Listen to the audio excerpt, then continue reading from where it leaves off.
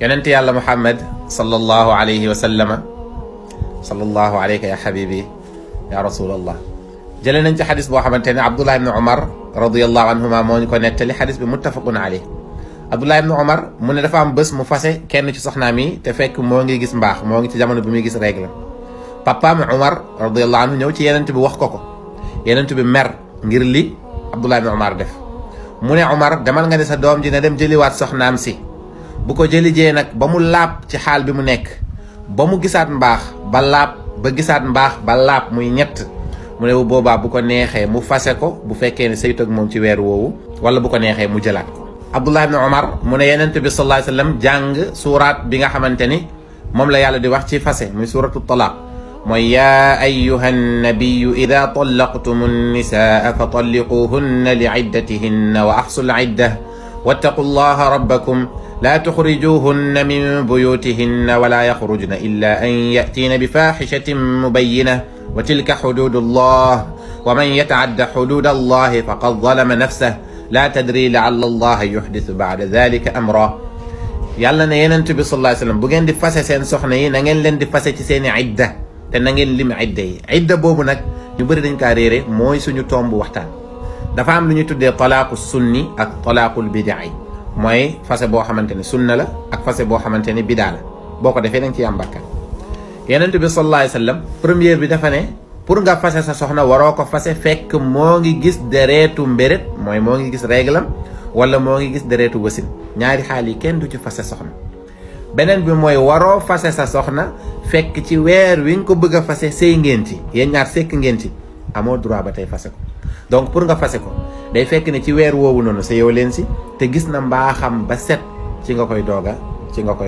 fase. beneen bi mooy li alquran wax ne laa tuxrijuhunna min buyutihinna, bu leen génne ci seen biir kër yi te ñoom itam bu ñu génn. loolu la ñuy tuddee idda. jigéen bi buñ ko fasee warut génn këram te waruñ kaa génne itam. yàlla ne illa an yatina bi faaxishatin mubayyina, lu dul fekk dañoo indi problème ci biir kër gi wala yu mel noonu. jigéen buñ ko fasee muy première fase muy deuxième fase, nañu xam ne fii ak idda bi jeexul soxnaay boroom kër gi la ba léegi. maanaam fase firiwut ne buñ la nee may nañ la sa baat rek que ne sëy nekkatu fa, déedéet sëy nga fa ba léegi fii ak gisoo ñetti fóot, mooy gisoo sa règle 3 fois. fii ak matul 3 mois sa jëkkër bu la woowee da nga war a ñëwaat. bu la nee sax rëccu naa fase bi, xamal ne soxnaam nga.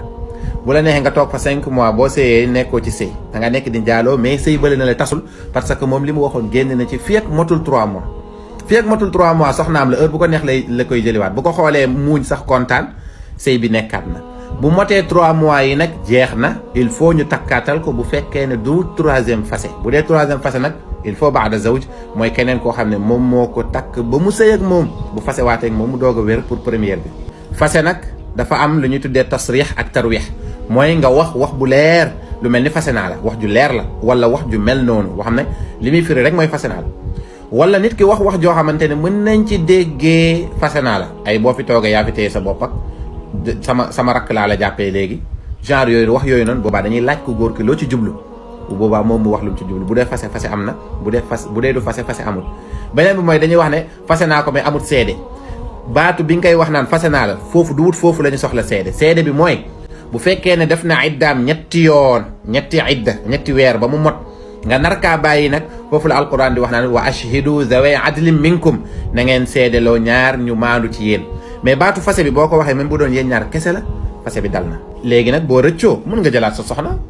bu fekk mooy comme li ma wax rek, bu fekkee motulgul 3 fois yi. beneen bi itam da nga koy dégg c'est fréquent nit naan la ba may fase dañoo xuloo woon, dañoo meroon. nit du lekk ba suur naan ba màndi nelaw ba doyal jàkkaarloo kanamu soxnaam si mu bëggoon naan ko fase naa la. kon fase ci mer lay jógee, moo tax yeneen bi sallallahu alayhi wasallam di wax naan bu ngeen meree bu leen jël benn décision. waaye fase boobu dafay dal même bu fekkee ne da ngaa mer, même bu fekkee ne da ngaa màndi, lu dut ne li la màndi loolu dagan la, lu mel ni soow, lem wala leneen lu dagan. mais bu dee li la màndi loolu xaraam la, boo ci fase bi day dal. am na yeneen ñaari façon yoo xam ne tamit ba tey c'est fréquent. benn mooy ba may fase dafa ma envoyé SMS muy lettre bu mu la yóndee, bu fekkee ne yow gis nga ko mu bàyyeekoo ci jëkkër ji rek fase dal na. beneen bi aussi c'est dangereux te ñu bëri dañ koy def, mooy ngay fowee fase, wala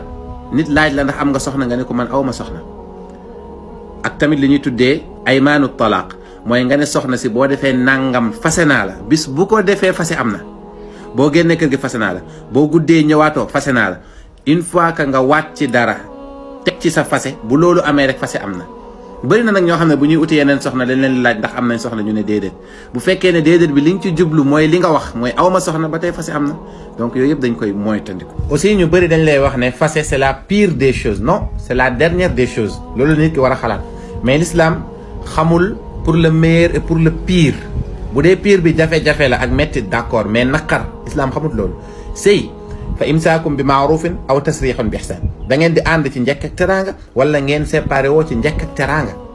loolu mooy sharia te yàlla wax na ne wa in yatafarraqa yughni llahu kullan min saati bu fekkee ne respecté nañ procédure bii nii bu ñu fasee ku nekk ci ñoom yàlla dana ko xéewalee loo xamante ne dana ko doy waaye nekk ci sëy di am naqaru xol ñu naan la muñal loolu du shariatul islam moo tax yàlla wax góor ñi ne wa aachiruhunna bil maaruf na ngeen sëy ak soxna yi ci njekk ak teraanga moo tax fase lu dagan la ci shariatul islam duwut lu looy am bàkkaat wala lu xaraam wala lu ñaaw bu fekkee ne ñaari nit ñi elles ne sont pas wala ils ne sont pas compatibles dañuy bàyyante ku nekk